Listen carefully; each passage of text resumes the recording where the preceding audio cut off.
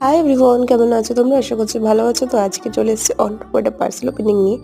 জামা কাপড় তো তোমরা দেখে থাকো, তো চলো আজকে শেয়ার করছি একটা সোফা ওপেনিং। হ্যাঁ, সোফাটা কিন্তু অনলাইন থেকে নেওয়া হয়েছিল। তো চলো ওপেনিং করা যাক। আর একটা বড় গাড়ি করে এসে সেটা তোমার সাথে শেয়ার করতে পারলাম না, তখন আর ফোন নিয়ে যায়নি। তো হঠাৎ করে এটা চলে এসছে। তো দেখতে থাকো কেমন এসছে না এসছে, তোমাদের সাথে আমি শেয়ার করে দেবো।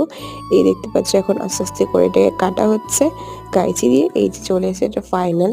তো এটাকে সাজিয়ে কেমন লাগছে সেটাও আমি তোমাদের সাথে শেয়ার করব।